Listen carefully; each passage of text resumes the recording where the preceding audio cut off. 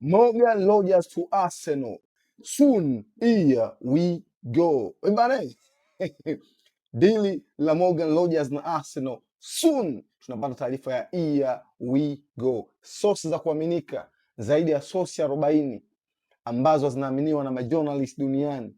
Bana, unaambiwa kwamba dili la Morgan Rogers linaelekea kukamilika baada ya club to club kukutana, Arsenal pamoja na Aston Villa jana, kukaa katika mazungumzo serious kuhusu kufanikisha dili la mchezaji kwenda kujiunga na Arsenal. Aston Villa wameshindwa kuzuia temptation, tamaa ya pesa ambayo wanaiona kwa mchezaji ambaye wamekaa naye sio zaidi ya miaka miwili. Guys, kumbuka Morgan Rogers amesajiliwa na Aston Villa mwaka 2024 kutoka Middlesbrough Championship, tena kwa hela ambayo hata siwezi kuitaja guys. Alafu leo hii kuna more than 100 million inakuja pale, unaweza kukataa? No guys, kabla tujaendelea please, I'm begging you, naomba sana guys bana, channel hii inabidi kuwe sawa bado watu 250 tu subs, lengo ni kufika subscribe 1000. So please guys, show some love, subscribe hapa chini tuendelee kuruka. Arsenal pamoja na Aston Villa siku ya jana ndo siku ya kwanza ambapo club to club wamekaa kwa ajili ya kudiscuss namna ya kufacilitate move ya bwana Morgan Rogers kwenda Arsenal.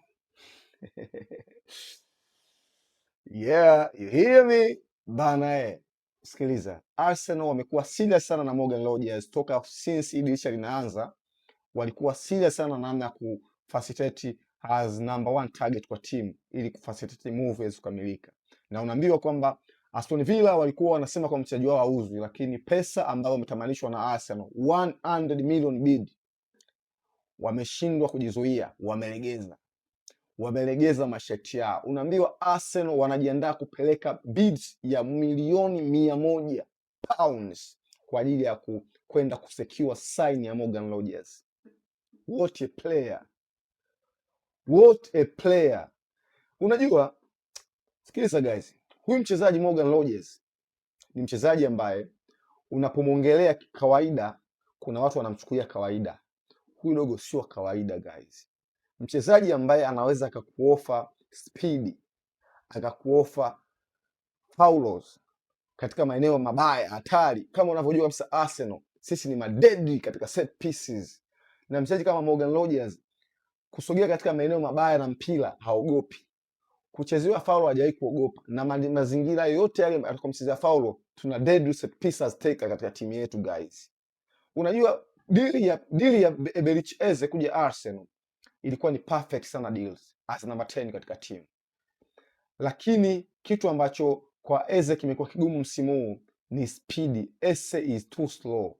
Unajua kwa timu yetu sisi Arsenal sometimes unahitaji speed sana ile unapokuwa unashambulia, ila Eze kuna muda amekuwa anapoza sana mpira, ila Eze ni mchezaji mzuri sana. Kwa signing ya Morgan Rogers anavyokuja, ina maana sasa Eze atakuwa anacheza na watu ambao wanamrahisishia kuna nini kukimbia na mpira, ambao ni kama Morgan Rogers, kwa sababu pande moja kutakuwa na Morgan Rogers, pande mwingine atakuwa na Bukayo Saka, alafu katikati utakuwa una Eze, una Declan Rice, una pamoja na nani, una pamoja na Miles Kelly au Zubimendi, yeyote atakayekuwa anaanza au Gumares katikati hapa. Kwa ina maana kwamba unaweka watu ambao watakuwa wanamsaidia Eze. Eze ni creative player, technically mwenye macho, anashuti, ball control, lakini kwenye speed tu imekuwa inamlash down. Lakini sasa hivi akiwa na viungo ambao wana speed, watakuwa wanamrahisishia control eneo la kukimbia na eneo ambalo la kuataki. Kwa hiyo naamini kabisa hii ilikuwa ni sign bora sana kwa Arsenal. Timu yote ambayo inachukua ubingwa lazima ijihakikishie mazingira mazuri ya kuendelea compete kwenye highest level. Unapoongea highest level ni level ambayo Arsenal tunaenda sasa hivi. Arsenal ni machampion. We are the champion. Ni mabingwa wa EPL ambao tunahitaji kuretain ubingwa wetu. Pamoja na hizi injury ambazo tumeanza kukutana nazo, lakini naamini kabisa Arsenal wanajua nini wanakifanya. Ezri Konsa, just imagine timu ambayo inataka ubingwa baada ya kusikia mchezaji wao ameumia, tayari Ezri Konsa ashakuwa mentioned highly. Dili la Ezri, na inawezekana kabisa akisiwe Morgan Rogers peke yake, tunaweza kushangaa tuna conclude dili zote mbili, Ezri Konsa pamoja na Morgan Rogers, kwa sababu ya gap la Saliba ambalo ameumia.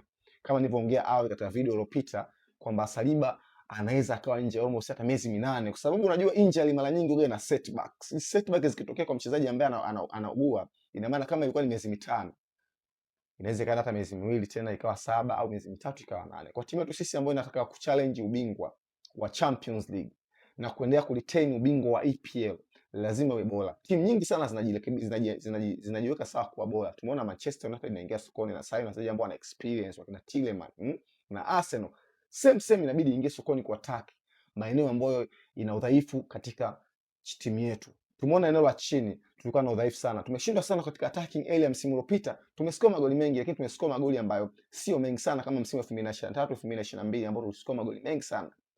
Kama nakumbuka tuliscore magoli 98. So msimu huu unapokuwa na kina Morgan Rogers, God bid, kama deal ya Julian Alvarez inafanikiwa, kwa sababu tunasikia maneno ambayo yanaendelea sasa Barcelona na Atletico Madrid. Hawa tu jamani, damu yao imekuwa mbaya. Leo tumemsikia CEO wa Atletico Madrid anasema kwamba anamwambia Joan Laporta kwamba ile kauli yake ya kwamba hela yao walioiweka kwa ajili ya Julian Alvarez ina mwisho, kwamba Barcelona, kwamba Atletico Madrid msikae mkajisahau kwamba ile hela mkafikiri kuwepo tu. CEO wa Atletico Madrid ka respond back, kawarudia kawaambia hivi, sikilizeni bana, hiyo hela mnaotuwekea sisi, yani sisi jibu letu sisi ndio lina mwisho. Yani jibu letu sisi tu kwamba hatuwauzii lina mwisho. Yani sauni kuuzwa mchezaji na sisi. Unaona jinsi gani hao jamaa bana Atletico Madrid wameamua sasa hivi kuwa wakubwa. Unajua always ukiwa mkubwa usimuuzie jirani yako silaha. Ndio ambacho Atletico Madrid anakifanya sasa hivi guys.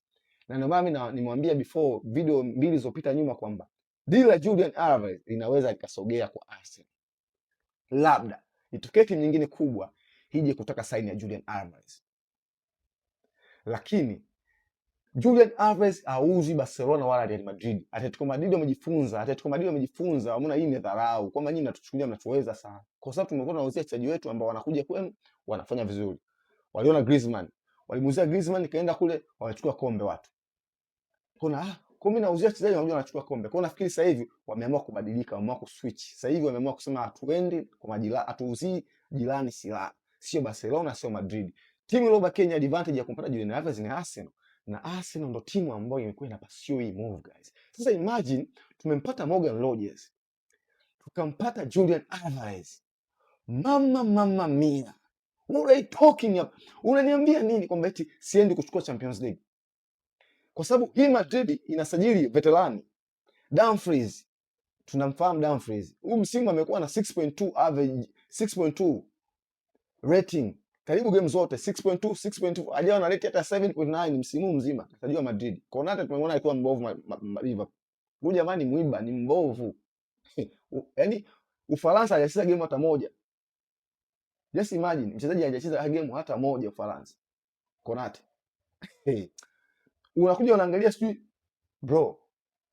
Msimu unaokuja kama Arsenal ikisecure deal ya Julian Alvarez, ikasecure deal ya Morgan Rogers, tukasecure deal ya Guimaraes, tukasecure deal ya Konsa as a backline. Brother, leta timu yote uwanjani. Timu uwanjani yoyote ile leta. Ikimfunga Arsenal watatoka wana hali ngumu kwa sababu watatoka wamechoka sana. Timu Arsenal tunaenda kujimarisha sana kikweli. Kama hizi sajili ambazo tunaambiwa zinaelekea kuiva, zinaelekea kuwa tayari. You can't tell me nothing.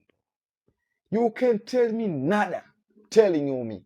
Hakuna kitu ambacho utaniambia kuhusiana na hizi deals zikikamilika. Eti mimi nikaogope si Barcelona, si nikamogope Madrid, si nikamogope. Hapana. Hapana. Na hii ndo sifa ya kuwa ambitious club. Arteta, huyu jamaa ni mtu ambaye yuko ambitious sana. I love this manager. Nampenda kwa sababu this guy yuko he loves what he do. Anapenda anachokifanya. Katika maisha guys, mimi nimeamini kitu kimoja kwamba hata sisi wenyewe watu tunafanya kazi zetu hizi. Ukipenda tunachokifanya, ukifall in love with it, kuna namna kitakufanya kitakuweka sehemu nzuri. This guy is ambitious. This guy is driven. Huyu jamaa yuko driven kuwa kocha. Na inawezekana kabisa, sidhani kama Uingereza duniani kwa sasa hivi kuna makocha wako driven kama Arteta. Huyu jamaa amepambana miaka 6 kupata EPL. Hivi unajua nguvu ya kujaribu na kushindwa? Kujaribu kushindwa. Ni watu wachache sana ambao wanashindwa, wanakata tamaa. Ni watu wachache sana ambao wakata tamaa kwenye kujaribu na kushindwa. This guy kajaribu 5 season. I mean 4 season. Misimu 4 anakuja namba 2. Hivi unajua watu wangapi wanaweza give up kwenye mazingira haya? Kila siku unapambana na ushindi. Kila siku unapambana ushindi. Mwaka kwanza ushindi, mwaka pili ushindi, watatu ushindi. I'm telling you. Watano unasema I'm out. Lakini this guy aliendelea kuamini kwamba I must do it. Sasa unajua sasa hivi kinachompa nguvu ni kwamba ana gold badge ya Premier League kwenye mabega pale. Ni sio loser tena. Hakuna mtu ambaye atakaa kwenye radio pale aseme you are Arteta, you are a loser. He's not a loser. He's a winner. Ni mshindi. Unajua nguvu ya mshindi? Unajua ile nguvu mtu anayokuwa nayo baada ya kushinda pambano lake la kwanza? Anajiona ni mshindi. Kwa kila vita anayoenda kupambana, anapambana kama mshindi. Kwa ninaamini kabisa hii timu ambayo Mikel Arteta anaenda kutengeneza chini ya falsafa zake na technical ability yake na jinsi uwezo wake wa kufundisha ulivyo bora, naamini kabisa tunaenda kutegemea timu bora sana msimu huu. Na naamini kabisa ni timu ambayo inaenda compete for the major trophies.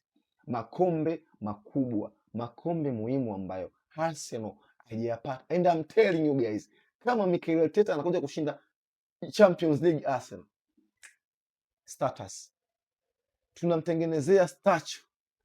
Sanamu lake litakaa hapa karibu na la Bwana Wenga pale lilipo. Tutaweka sanamu la Arteta kwa sababu atakuwa ni kocha wa kwanza kuipa Arsenal Champions League. Ni kombe ambalo mashabiki wa Arsenal duniani tunaitamani sana tulipate. And we deserve it. Mimi kuna muda najiuliza, hivi imekuwaje Arsenal haje kupata hili kombe? Yaani hili kombe kuna timu zimepata, mpaka mimi najiulizaga kwamba how inawezekana hili kombe lilikuwa linachukuliwa poa. Hivi lilikuwa ni kombe serious kweli miaka 40 iliyopita 50? Hivi lilikuwa ni kombe serious kweli? Sijui kama lilikuwa ni kombe serious. Inawezekana maybe ndio maana tujalipata. Ila kama tukija kulipata hili kombe, sioni kama kuna ubishi mwingi ambao Arsenal atakuwa na shida. Kwa sababu mashabiki wengi wanasubiri ubishi mmoja tu, katao ni moja tu, kwamba una Champions League. Yaani just imagine shabiki wa Chelsea anakuambia timu ni timu kubwa kuliko wewe. Point yake ni moja tu, sio fan base, sio makombe ya ligi, sio ukubwa wa klabu. Anakwambia tu makombe ya ligi, makombe ya Champions League. Na akikushika hapo, unapoona cha kufanya, okay. Lakini brother, oh Lord, Arteta kileta ili kombe Arsenal. Sijui, mimi sifahamu kwa kweli. Kwa upande wangu mimi najiongelea mimi, sikuongelea wewe shabiki wa Arsenal. Ila kwa upande wangu mimi, sidhani kama kuna debate nyingi nitashindwa. Chache sana nitakazoshinda. Kwa sababu ndo kombe pekee ambalo limebakia kwenye CV ambayo Arsenal kuwa klabu bingwa, kuwa klabu kubwa duniani. Ni hilo tu. Ni timu ambayo ime-maintain mashabiki wake kwa miaka 22 bila kombe kubwa. Can you imagine? Hii timu miaka 22 haijapata major trophy, lakini angalia fan base Afrika, Marekani, Ulaya, angalia mashabiki wake jinsi ambavyo wako wengi. Ni vigumu sana timu kukaa miaka 22 bila kombe kubwa, alafu kuwa na mashabiki wake. Ndio ujue kwamba hii ni timu kubwa. Ingekuwa ni timu ndogo, ni rahisi sana kupoteza mashabiki, hasa unapokaa miaka zaidi ya 20 hujapata kombe. Lakini ukiona timu imeweza ku-maintain mashabiki wake duniani, ujue bana hii imeshavuka kwenye ukubwa. Ni massive club. Na naamini kabisa guys, hii trajectory ya Arteta inayoelekea ni one of itakuja kutupa vitu vingi sana vizuri. Trust me guys, nimekuwa naifuatilia Arsenal for years now. Sasa kuona my team inakuwa ambitious kiasi. Arsenal iko ambitious. Ukiangalia organization, owners, coaches, staff, players, mashabiki, unaona jinsi ambavyo kuna connection, kuna ile connection. Yaani ukiwa unaangalia game za Arsenal, before game kuna connection, angalia fan base. Yo, I'm so happy man. Nakumbuka kipindi cha una email, tulipoteza kabisa fan base, ilikuwa mbovu. Nakumbuka kipindi cha mzee Wenga mwishoni, Arsenal ilikuwa mbovu, ilikuwa worse. Yani hawakuwa na hamu yote ya kuangalia games, lakini this time tunaongea guys, Arteta ameturudisha in a growth moment. Na ndio maana mimi nikimwona mtu anamtukana Arteta, sometimes nashindwa kumuelewa. Huyu ameanza kushabikia mpira lini? Kwa sababu we came from trenches guys. Tumetoka sehemu ambazo tulikuwa mbaya. Hard time. Tulikuwa na compete for top 4, lakini nowadays tuna compete kwa ajili ya trophy. Misimu minne huyu jamaa amekuwa na compete kwa ajili ya kombe, sio top 4. And always amekuwa anasema you need more. Don't be satisfied. You need, mpaka mwaka jana amelipata ile kombe. Na kuna nafasi kubwa ya kuendelea retain back to back. Guys, you need to be proud of your manager. You need to be proud of your team. Kiukweli kabisa nikiona timu yangu inakuwa mbisha hizi, I'm so happy guys. Very very happy. Na napenda kuona mashabiki wengine wanatutroll wanaumia. I'm so happy kuona shabiki wa Manchester anaumia kuona Arsenal anafanya vizuri. Yes guys. Kwa sababu Manchester walikuwa na time yao. Kipindi cha mzee Ferguson. Ferguson alikuwa na win trophy this year. Anashinda trophy mwaka huu. Lakini mwakani anaenda kusaini wachezaji wakali tena. Yule mzee alikuwa ndio maana tunakaa tunasema kwamba this guy ni manager bora duniani inawezekana, au kwa Uingereza. Kwa sababu jamaa alikuwa ni coach ambaye alikuwa ni ruthless. Ferguson alikuwa anamzaa. Yaani ukileta upumbavu anatafuta bora kuliko wewe. Bex alizingua kaitwa Ronaldo. Kaja, you know what? Mimi ndo Ferguson. Na ndio maana jamaa alimzidi Mr. Wenger tu pale. Wenger alikuwa Mr. polite guy. Polite guy. Democratic guy. Na katika maisha na ndio maana mzee Wenger wachezaji wengi wamempenda, lakini mashabiki wengi sana wakamuona ni loser. Kwa sababu alikuwa anaishi so simple na wachezaji.